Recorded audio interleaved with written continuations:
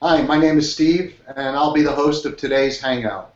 Joining us again is Charlie Seifer, an air filtration expert with Camfil USA, the global leader in clean air solutions, to talk about HVAC replacement filtration for hospitals.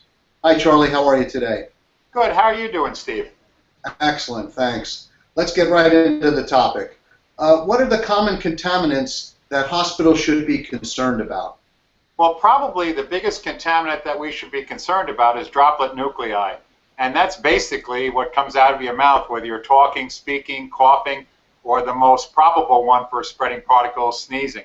Our parents taught us what the greatest filter was for droplet nuclei. I mean, you cover your mouth when you sneeze so you don't infect other people. So that's also the biggest problem that we have in medical facilities or hospitals. The other thing that we have to deal with, whether we're inside, outside, at home, or in a hospital, is bacteria. Those are the two most common items that we must remove from the airstream to make sure that people with compromised immunosystems are not going to be infected by something that's in the airstream. Right. Well, how do air filters help with that? Well, every air filter that's used in a hospital is selected based upon a particle size. Bacteria is rather large, so it's relatively easily captured. Droplet nuclei can range anywhere from 0.2 microns all the way up to 10 microns in size, so it's a little bit more difficult to do. There are specific efficiencies that are required in hospitals that address these specific contaminants.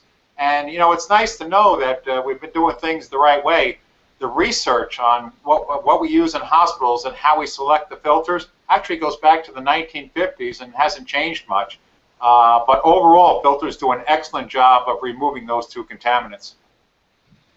Excellent. And so are there some areas of the hospital that are more of a concern than others, or is it consistent across the whole hospital? No, absolutely. There are some areas of concern. As an example, if you have a TB patient, TB or tuberculosis has had a recurrence over the last 20 years or so, and that's a problem, and it's very infectious. So if there's a patient with tuberculosis, they're basically put in a room with different types of filters to protect both the employees and the visitors to the hospitals. Other areas that could be significant are child care areas, typically where they have the incubators and so on, because a child's system is not developed to fight off those bacteria and viruses and other things that may be involved in a hospital. And of course, another area that nobody ever thinks about is a burn control or the burn patient area. I mean, burn patients are extremely susceptible to infection. And typically, they use a very high grade of filters in that area, typically HEPA filters, which are the best filters that you can put in. So they have specific systems to address, certain areas. And there are some other areas, but those would be probably the three most common that we're concerned about. Yeah, and I would imagine surgical suites as well. Along the lines of what you mentioned about different other techniques, what are some of the other controls in relation to controlling airborne contaminants that hospitals can rely on? Well, probably the biggest factor is the number of air changes to the rooms. Typically, a patient room, in order to get good effectiveness through the filters, should typically have about 6 air changes per hour. At the same time, if you go to an operating suite, okay, where they have a higher efficiency filter, they actually require quite a few more air changes. Most hospitals have 30 to 60 air changes per hour. So in other words, a filter is very effective, but it becomes more effective the more that you move the air through it. A filter that has a 95% efficiency on tuberculosis still lets 5% of that bacteria through. But the more passes that you run through the system, the greater the chances are that you're going to capture more of that bacteria and make the room into the cleanliness level that we want it to be. Interesting. Oh, how would I know if my hospital's doing well or if I've got issues? Well, that's something that's extremely interesting over the last 3 to 5 years. The government is very concerned about hospital-acquired infection. In fact, they've set up a system where a hospital can be penalized based upon their performance. In other words, if you're going to go into the hospital, you don't want to come out with something that you didn't go in for. And they call those hospital-acquired infections.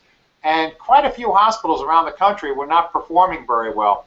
Well, right now, if they don't perform properly, the hospital will basically, or I'm sorry, the government will actually hit them in the pocketbook and actually dictate that their Medicaid payments be restricted.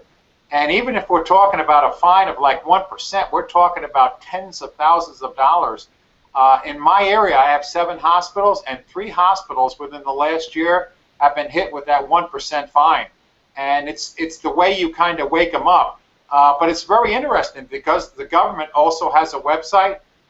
You can basically look for that website using Google just by looking up hospital-acquired infections, and it'll take you right to it. It'll be one of the top 3 choices.